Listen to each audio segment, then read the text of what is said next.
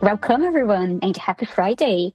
So today you're presenting the 2070 edition of our Cardano Developer Office Hours. So whether you're building the app, just experiment with governance tools, or just curious about the latest innovations in Cardano, you're in the right place. So if you haven't added to your calendar yet, now is a great time. I have shared in the chat the link for the upcoming sessions. And a little bonus for you. Again, you're sharing 100% discount code for our CBCA XM. So we share the discount code in the end of the session. So today, we are diving into multi-vote, a game-changer way to cast multiple votes in only one single transaction. So joining us today, you have Matthieu Pizenberg, who will walk us through how multi-vote simplifies on-chain voting, the technical mechanisms behind batching multi-votes, and the practical use cases and tips. So without further ado, Matthieu, the stage is yours. Thanks for the intro, Darissa. Multi-vote is a big name, but it's not like multiverse or whatever fancy stuff. You know, it's very simple. I will start by just raising the website, and I'm not going to be able to see your faces at the same time, I think, because I don't know how to have both my screen sharing and the video. So please make some noise if you want to say something. Okay, let's start screen sharing. All right. Do you see the website? Yes. Or okay, yes, we do. Good. Thank you. So basically, this website was created because of a need, the need for the CF to be able to vote easily for the governance actions. And the CF has a little bit of special settings because they don't use just voting keys, they have multi-sigs. So the idea was that we wanted to support multi-sigs inside this application. What's visual here is that basically you will have the page for voting preparation, which helps you prepare a voting transaction. You start by identifying yourself, so giving your DREP identifier. Let's say I'm going to use the one from my connected wallet. So let's say I'm this DREP, and I'm not on the correct network because I'm a preview DREP. Let's make sure I use the correct one. Yep. And this is not the correct wallet, obviously. This is the one. These are tested. Don't be scared. It's just a test wallet. Okay.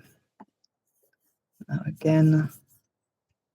Okay, this one looks fine. So I've connected my DREP to the application, and then I have access to the list of the budget actions available on preview. And for a few seconds there, I was a bit surprised because I saw the SNEC governance actions, but I guess they put some on preview to test things before. So you have the list of the governance action there. You can select the one you want. I don't know. There are so many powered by SNEC proposals. I see Ryan is another of those. Yeah, I'm not sure if this the Ryan from the call today or another Ryan. Yeah. Okay. So once you select the proposal, you have access to some information from the proposal. You have the title. You have the abstract. And if you want to get more into more details, you can open the proposals in some of the explorers. The idea of this tool is to be robust and not to give you like everything you need for like evaluating a proposal. You do that on another platform. It also shows the people that sign the transactions, the metadata, sorry, associated with that proposal. And if you want to make sure that that signature is correct, you can verify it on the Cardano on this other application to verify SIP 100 signatures. It's already pasted in, and you can check like the signature are correct. So that's good. The signature are correct. Then obviously you need to check that the public key matches the person who is supposed to match. So here, Ryan, hopefully the person using this public key has published their public key somewhere. So once you've selected a proposal, you have to select a storage configuration for how you want to save your rational. The idea is that we have a lot of options to make sure it's flexible for different people. The default options is the one that we use an IPFS server with the server being sponsored by NMaker. So it's the one selected by default, but you can change. Then you can put your rational here. We took the decision in this application to use the same rational format that is used for the CC rationals, the Constitutional Committee rationals, but you don't have to fill all the CC field. It's just that it felt like a nice way to organize a rational to reason about your decision. So basically, you would put the summary of your decision. It's a bit small here. I should increase it a little bit. Zoom in. Summary of your rational. Then the actual content, like all the reason why.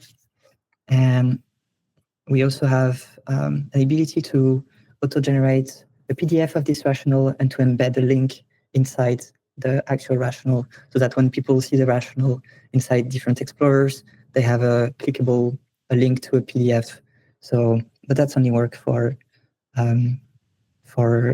configuration where we control like how to store the thing on chain, because it needs to be done in multiple steps.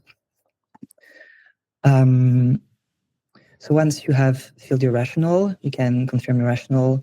There are a few checks that are done to make sure there are some things that are forbidden, like, for example, make sure you don't use 11.1 titles in your sections, because otherwise like it won't be visualized well in the different applications that want to show the rational from the people. You can also sign your rational. To do that, you'd have to add some authors and basically use an external application to sign, because it's not something that is provided embedded directly in the voting application. So you would use Cardano Signer, which is a really great tool and that you can use for a lot of stuff for Cardano. But let's skip the rational signature for now. Finally, once the rational is ready, you have to store it. So here, you click this button, and hopefully the configuration with IPFS and the NMaker configuration works, and you have the file uploaded, and you have the link and the hash, and then you are supposed to download your rational, because you never know what happens with the internet. Maybe it gets lost. So make sure you download it and it's available in case you need it at some point. And finally, you can vote on the thing you wanted to select. So let's say we want to vote yes, and then yes is added to the cart. So if we go to the cart, we have a summary, we have this voter that has voting on this proposal with a given rational and voting yes. What's nice with this version of the Foundation voting tool is that now, instead of having to basically build and send this transaction directly, what you can do is you can add with the same voter or with another voter another decision. So you will see below the decisions that you have already taken, but you can add another one. Like, for example, let's say choose this one, and this time, let's say I do not want to use a rational. So instead of using IPFS, I will just say no rational at all for this one. And so the steps regarding the rationals are not available, and I will just abstain because I don't know anything about this rational. And if you go to the card now, you have two decisions, one with the yes on the rational, and the second one with an abstain, no rational. Once you're done doing all your decisions on your voting, you can build the transaction. It will give you a nice hint of how far you are compared to the limits of what you can do into a single transaction. In theory, the limits has multiple things like the size of the transactions and also maybe things related to contracts if the DREP was using contracts, but we are not using contracts here. And it will require different things. So once the transaction is ready, you can go to sign the transaction. So I will open it in a new page here. And in the page, what you can see is that the transaction is embedded in the address.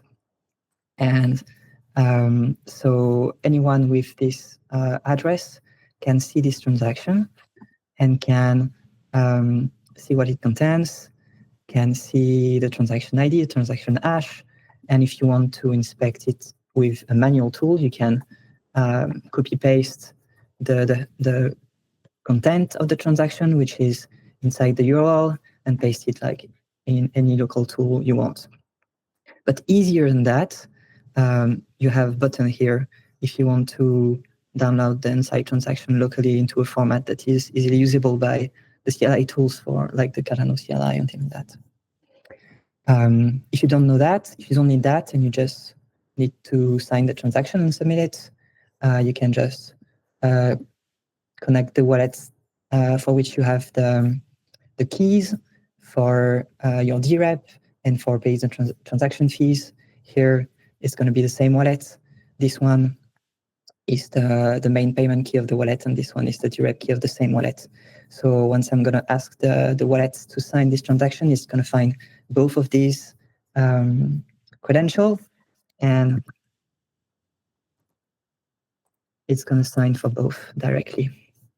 As you can see, both credentials are signed, but if you were using a multisig, for example, what you could do is you could share this URL to someone else that would sign as a multisig, and you could download it and share it to the other person so that they can retrieve the witness, and you can sign it with multiple person like this on the same transaction. Once it's ready, obviously, you can submit the transaction, and at some point it will hit the different explorer there. For now, it's most likely not retrieved yet, but give it a minute and we'll see it there. And I think I can stop the demo there, and then we can go into questions, and I can answer whatever you want. Oh, I forgot to mention something, which is also quite cool in the signature page. Oh, I hope I still have it. Damn, I already signed it. Oh, I can just open the page in another page. There. If we will not know I have signed it. Yeah.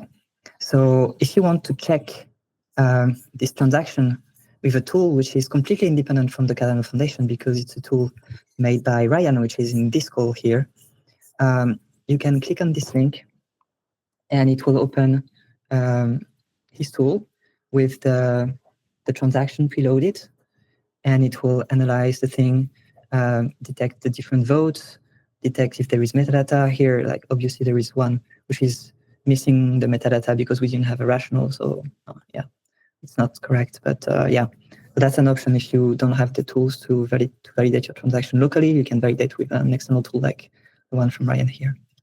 Thank you for the great presentation, Matthieu. So, guys, any questions? Oh, there you are, Ryan. I have a question. What features are you looking to add next? What's the next big steps? The next big step is me being able to work on something else. So that maybe not the answer you wanted to have, but the truth is that tool was really aimed at being adding redundancy to other things we have, because currently the only thing open source we have is GovTools. We didn't manage the multisig. The other tools are not open source for now. So yeah, basically the idea was cover the features, be flexible, but not go abroad. Like I have a list of a lot of little things we can add, we could modify, we could improve, but it's not something I'm gonna engage and do actively. It's more of a list of things that could be nice, and that's only gonna get prioritized if someone come and say, I really need this and I need to use this tool, and like, can we do something about it? So yeah. Does anyone have any other question? So the goal is less than 5 hours maintenance per month. So. On the authors field for the rationale, have you got it on the list to add, like using your Light wallet to sign as the author? Yeah, it's something we wanted to do initially because of the tech stack we chose, which is not directly JavaScript, but another language that compiles to JavaScript. It makes interrupt with JavaScript a little bit more tricky. It's not impossible. Like we use JavaScript for a lot of things inside the application, but being able to embed a big features like this, it has risks. Like it has a lot of dependency with potential dependency management risks. It has a lot of weight to the page load. So yeah, I think it's a good feature to have. If someone wants to do it, we are open to like shepherd someone who wants to add it. It's not something I'm actively adding until someone complains about it. There are other things that are quite cool with the application. Like one thing, like as you saw, you can download the transaction and sign locally, so it's compatible with people using, for example, using it for signing as SPOs. You can download the application. You can prepare a transaction with a vote for someone else if you want them to vote and they are too lazy to prepare the transaction. It's maybe it's a non-feature, but yeah. May I ask you what's the tech stack you have used? Because I believe you mentioned that it's not a JavaScript library, but compiles to a JavaScript. Yeah. So also one of the goals that align with having the minimal maintainability costs is to have something really lightweight. So we have a front end and we have a back end, but the back end is basically 100 lines of code, or maybe 200 lines of code, like 80% auto-generated by LLM, Python with a very simple server. It's a few endpoints. It serves almost statically the front-end application. There are a few endpoints, like for example, when you try to load a rational from the URL, if the HTTP request gets blocked by cores, for example, the loading is transferred to the backend server so that it loads the answer and transferred the response back to the front-end application. So there are a few things like that. The IPFS, obviously, configuration goes through the server, except if you configure your own. But otherwise, the front-end application is using something called Elm, which is not very common.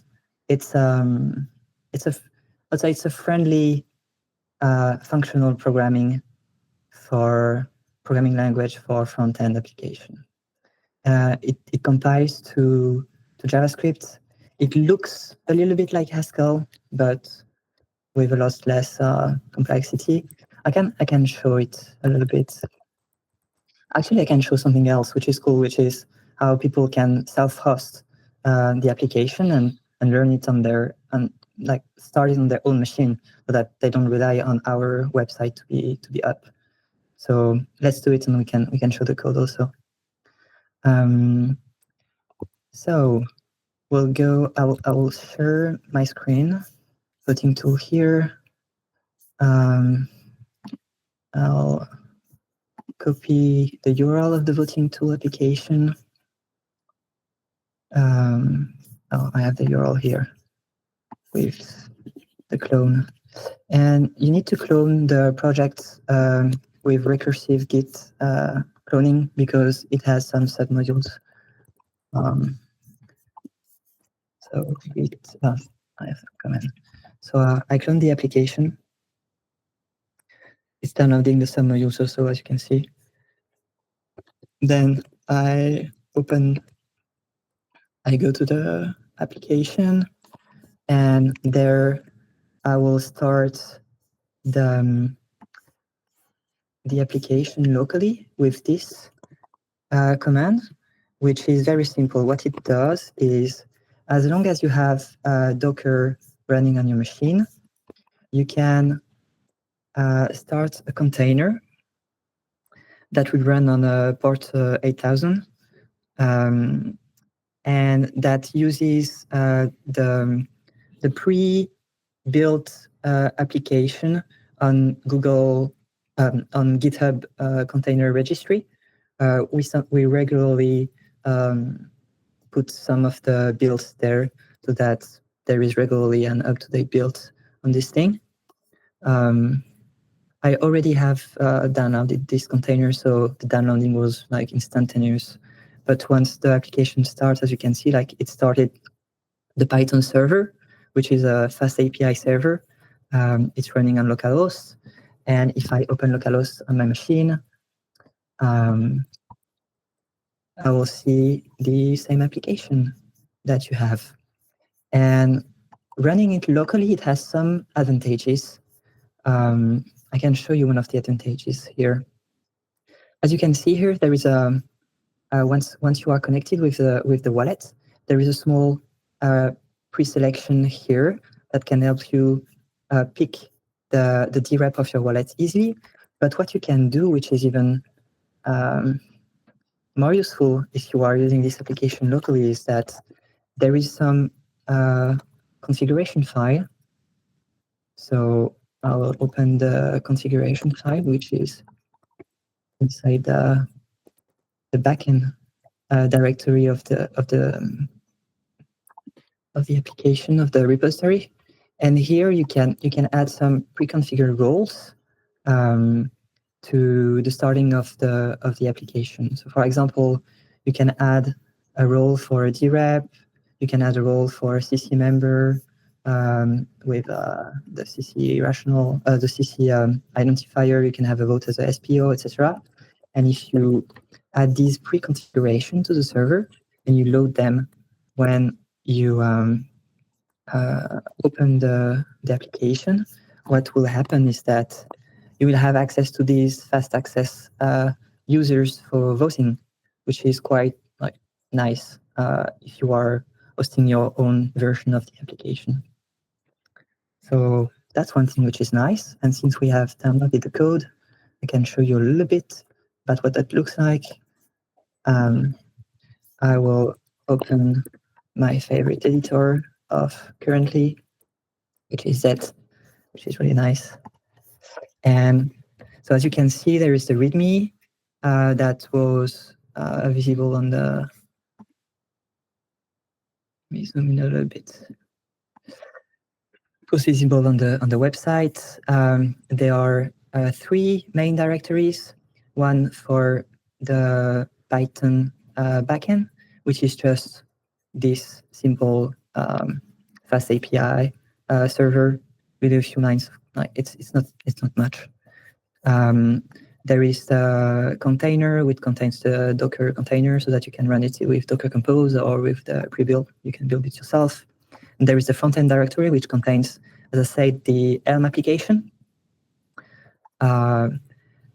Since Elm is not a very well-known language, but it's a language I really like, I've put some extensive documentation in the application to help you getting started, compiling this thing and maybe doing some contributions. So you will see how to compile this application, how to make sure the code is formatted, etc., etc. And what it looks like, it looks like I don't know. It looks a little bit like Haskell. I will pick which page I will pick. Let's pick the PDF one is a simple one, for example. We have a PDF page here, which enables you to generate PDFs from the rationals if you want. And so basically, it's a language and a framework that works a little bit like React and Redux. For those that are familiar with these technologies on JavaScript, you have a model that contains some data, which is your single source of truth for the application. You initialize the model, then you have a few messages that enumerate all the things that can change. So here, all the things related to this page. So basically things like I clicked on the load JSON button, which is here, and the file was selected from the file system, etc., etc. And then you have an update function, which basically is a state machine that takes some context that we give as argument to give like a few things into the update function. Then the message, which is the message that just happened, the old state of the model, and it will return the new state of the model and potentially some side effects. So it's basically a loop of the application that process events and update the model. And then you have a view function that takes the model and just output HTML. So it's really simple to get into it, to like understand the philosophy behind. And the syntax, it's based on spaces like Haskell. It might be a little weird at the beginning if you are not familiar with this type of languages and this type of syntax. But yeah, once you get past the weakness budget, I would say it's really nice to work with. And for the ones that stick around until the end of the session, I'm just going to share quickly the Cardano Academy voucher that you can use for your CBCA exam. Again, if you are interested to learn more about blockchain or Cardano, just go to our website, cardanofoundation.org/academy, and you're going to see the courses available. And then if you'd like to take a certification, then you can just navigate to the certifications tab and then find out like what are the current certifications available. So thank you very much for everyone that has joined, and I wish you a great weekend. Thank you. Bye-bye.